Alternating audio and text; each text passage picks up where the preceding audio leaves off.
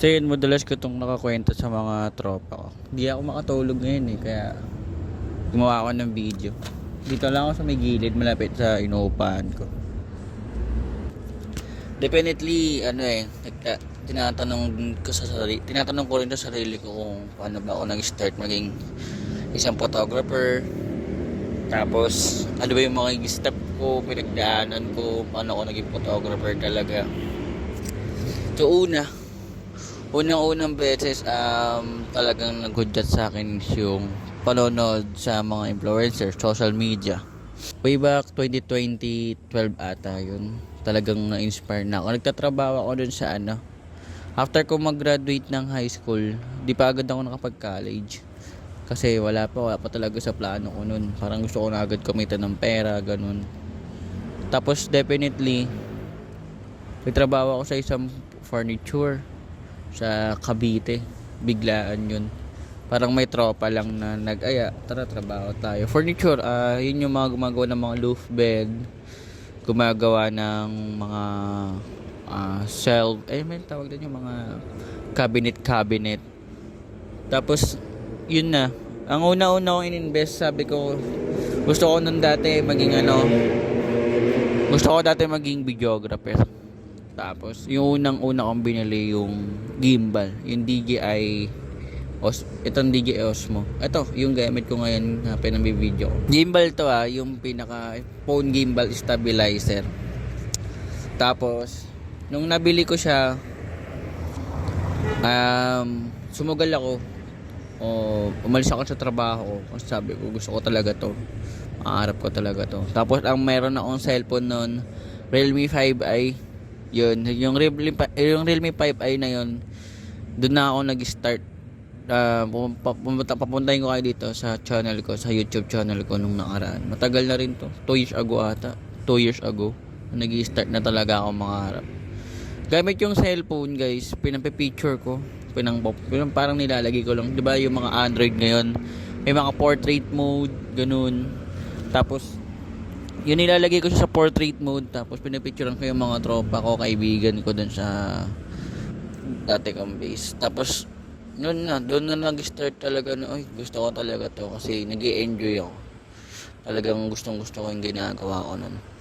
Definitely, umuwi ako ng Pangasinan para lalong sumugal.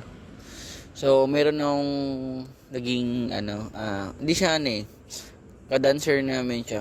Actually, nagsasayaw din ako dati sa probinsya. Ka-dancer namin siya, tapos, may catering siya, catering services. Pangalanan ko siya soon. Pangalanan ko na si Ate Jake. Ayan, si Ate Jake. Hi Ate Jake.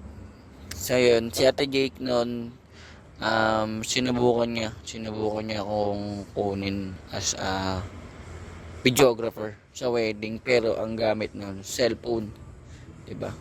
Definitely blessed ako dun kasi pinagkatiwalaan ako kahit cellphone. Tapos yun na, nung first yun, wedding yun.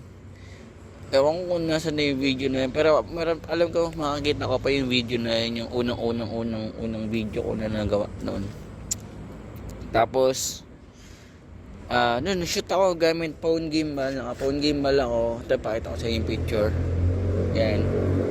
Naka-phone gimbal ako. Tapos, cellphone Realme 5i ata yun. Oo, yung Realme 5i. 1080p lang yun.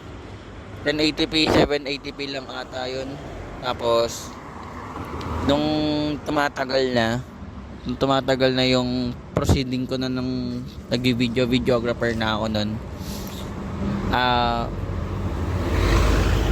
kala ko videographer talaga yung bagsak ko, as in videographer. Tapos hanggang sa dumating sa part na way back nung after ko na nasundan, may nag-contact sa akin, video debut. Tapos ang TF ko ata noon, malaki na yun para sa akin that time. 115 ata yun, 17 ata. Yan, malaki na sa akin yun noon. Tapos syempre, di naman talaga siya naging sunod-sunod. Tumagal, natinggan din ng matagal, trabaho na naman ako, racket na naman kung saan. trabaho na naman kung saan saan. Tas yun, dumating sa part na nagsushoot pa ako sa labas ng gamit lang cellphone. Wala. Tingnan niyo yung page ko noon na Pixelero. Yung page ko na yun, nahack yun ng ibang bansa eh. Hindi ko alam bakit niya hinak. Tapos puro mga kalokohan or ano yung pinapost. Tapos, nung nagpo-post na ako doon, medyo nagiging catchy na ako doon sa probinsya namin na parang photographer, ganon. Dumating sa part na may nakilala ako, studio owner.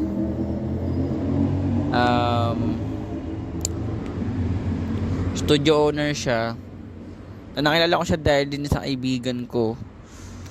Papangalanan ko yun soon. Baka ngayon kasi baka magalit sila pag minention ko sila. Basta naging ako noon. Doon yung parang naging training ground ko, yung studio na yon.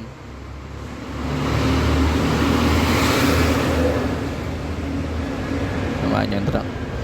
Yun naging training ground ko, yung studio na yun.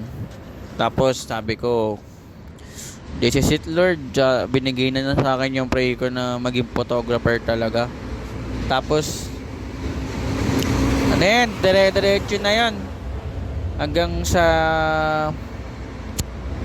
yun nga, tumagal din ako dun kahit paano sa studio. Siguro a month ago lang ata yun. Mga buwan lang din ako. Taon din eh.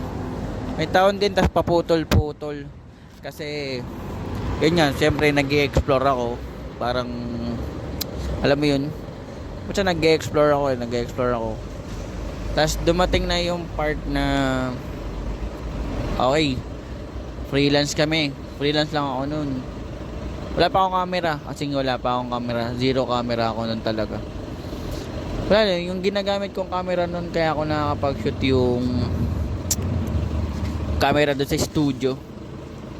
May camera doon kasi, parang yung pinapairam sa akin nun para makapag-shoot. Yung Canon 6D ata yun, 5D. Kalimutan ko na. Basta yun. Tapos nung after ko ng nagpaalam ako sa studio owner, aalis muna ako, ganun. So mag-explore pa lalo. Tapos dumating sa part na ayun, may na-contact ko. Ngayon nasa ibang bansa na siya eh. Siya yung tumulong sa akin nun para makapasok sa House of Representative. Yun na, doon na para akong nalilibang na ako sa mga nangyayari. Nakakalimutan ko na yung goal ko. Nakakalimutan ko na yung mga dapat kong gawin. Tsaka yung dream ko talaga. Na alam mo yun, makabili talaga ng mga gamit. Nalibang ako kasi doon naman sa House of Representative, nung nakapasok ako, kala ko yun na eh. Ayun, sa House of Representative yun, doon ako nakaranas ng mga nakakasama na ako ng malalaking tao. Nagiging parang tumataas na yung kumpiyansa ko sa sarili, ganun. Nagiging confident na ako. Doon ko nakakuha yung confident ko. Marami ako nakasamang mga politician. Kung nakikita niyo yun sa mga dati kong post, na may mga nakakasama ko na like mga talaga, vlogger, ganyan. Tapos yun na. Doon na dumating sa point na explore ako ulit. Non-stop. Di ako tumigil sa sa gusto kong mangyari talaga. Sa gusto kong ma-achieve. Dumating sa part na nagkaroon ako ng camera, computer, sariling computer. As in, kompleto, mga ilaw. Nagkaroon na ako nun lahat nun. Dumating yung pinaka maling nagawa ko sa buong buhay ko. Kompleto na ako, di ba? Mayroon na akong camera, mayroon na akong ilaw, computer. Nasa probinsya ako noon. Okay na. Naging okay na ako noon. Nakakatanggap na ako ng mga event, weddings, debut. Saan na ako nakakarating noon. The one mistake na nakaramdam ako ng walang client ng patay na buwan. Siguro ang patay na buwan ko noon naging 3 buwan straight kasi walang nagbubook. Kasi siguro baka mali yung marketing ko, di ko alam.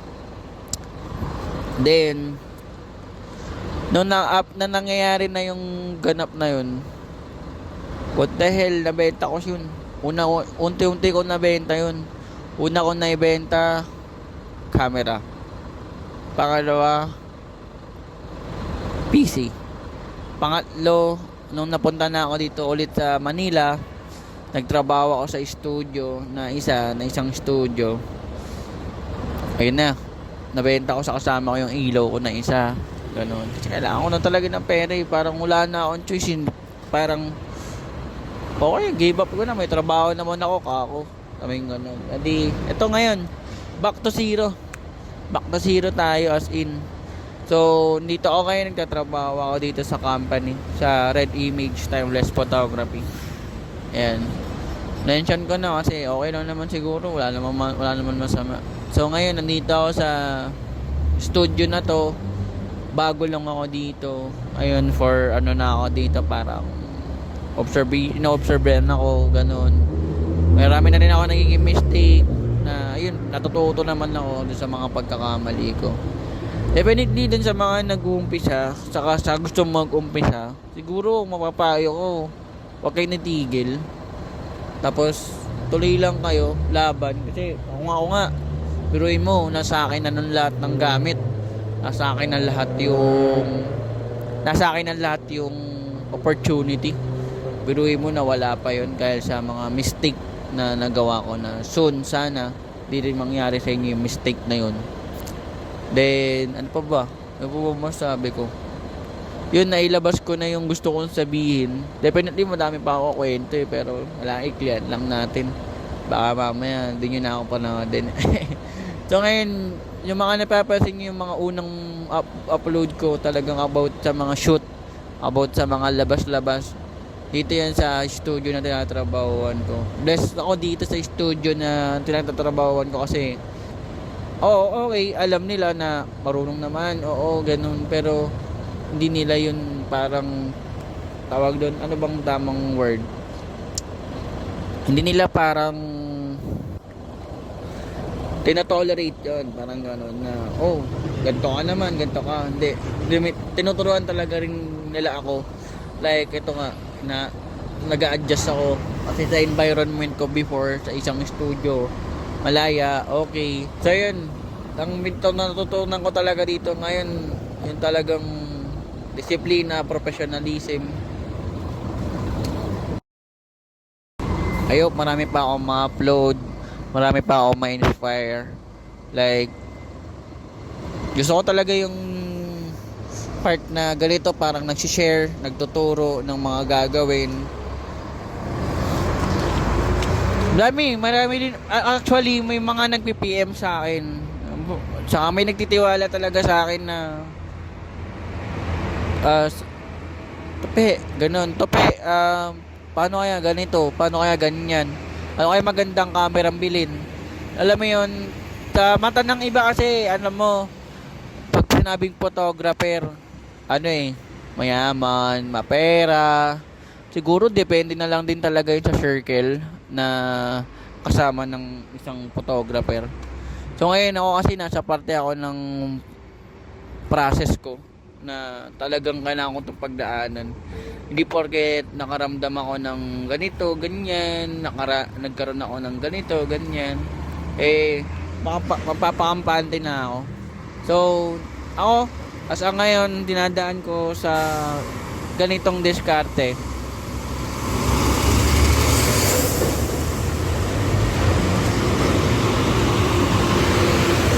Dinadaan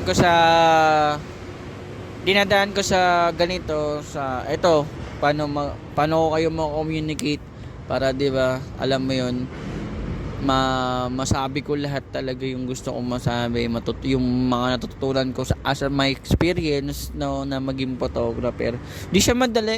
Hindi madaling maging isang photographer. Hindi madaling pumasok sa industry, lalo na kung wala kang tibay ng loob, confident. talaga. Yun talagang isang kailangan mo bukod sa camera at skills, yung lakas ng loob, saka yung may push ka na gawin yung mga bagay na feeling mo hindi mo kaya.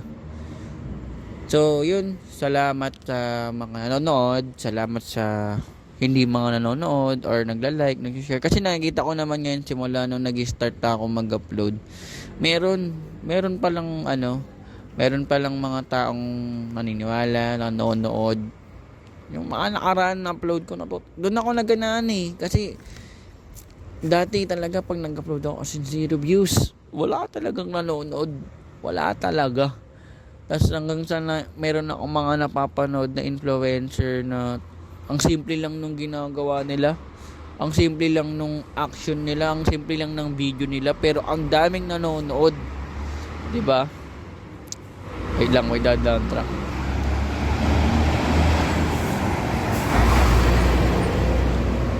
Paano pa kaya ako? Na 'di ba may mga nagtatanong sa aking mga tao, mga kabataan na kung paano sila mag-uumpisa, ano sila nag-i-start. Legit, meron. Hanggang ngayon, meron pa rin nagtatanong anong magandang camera, ganyan. Ayun yung mga siguro magiging content ko. Yung basta about dito sa pinasok kong industry. Na I hope, samahan nyo rin ako kasi sa process ko na to. So, gusto ko itong mapanood eh. Kaya din ako talaga nagbablog kasi gusto ko mapanood yung process ko. Kung paano ako nag-struggle, paano ko mararamdaman yung mga achievement na paano ko mararating yung mga achievement na to. Definitely talagang hindi ko pa tinitingnan yung sarili ko as a successful photographer. Kasi kung ako successful photographer na ako, kagaya na rin ako ng iba na malaya talaga na nakakapag-shoot na din kung hawak yung oras. Siguro ang kailangan ko pa matutunan yung tamang sistema, tamang diskarte. Kasi kung tama naman yung ginawa ko nun, di ako dadating sa point na mawawalan ako ng gamit. Siguro talaga may mali or baka di ko pa time para magkaroon ng ganun. Siguro masyadong naging skip para magkaroon ako ng bagay na dapat na dumaan ako sa proseso. Masarap sa pakiramdam na dumadaan ka sa proseso kasi doon ka matututo, doon mo matututunan talaga, saka mayayakap mo yung gusto mo at pangarap mo. So di naman ako entrepreneur or what.